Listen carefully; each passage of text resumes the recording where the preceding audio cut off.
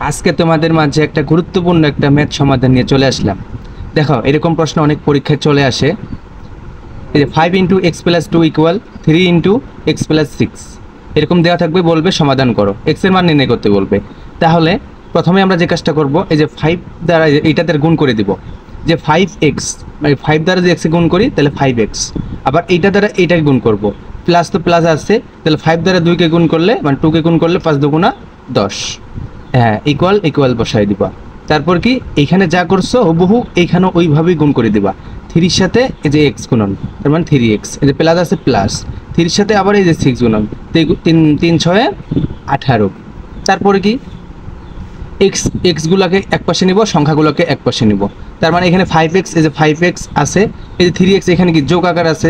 আমরা যেহেতু জানি যে এক পক্ষ থেকে আরেক পক্ষ গেলে চিহ্নের পরিবর্তন হয়, এখানে যোগ আসছে, তাহলে এই পাশে আসলে কি হবে, বিয়োগ হয়ে যাবে, তো বিয়োগ চিহ্ন হয়ে গেছে। ইকুয়াল এখানে আগে থেকে 18 আসছে, এই যে 18 বসাইছি।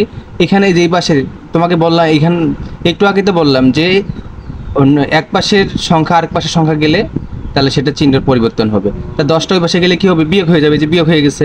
তারপর কি 5টা এক্স থেকে 3টা এক্স যদি বাদ দেয়, বিয়োগ মানে বাদ দেওয়া, তার মানে কি 2টা এক্স পরে থাকে, এখানে 18 থেকে 10 বাদ দিলে 6, তার মানে কি এখানে এক্স এক্স রাখবো, 2টা এখানে ইন্টু আকার আছে, ওই পাশে গেলে কি হবে, ভাগ হবে, তার মানে 6/2। এখন 6/2 করলে 3 হয়, তাহলে এক্সের মান 3।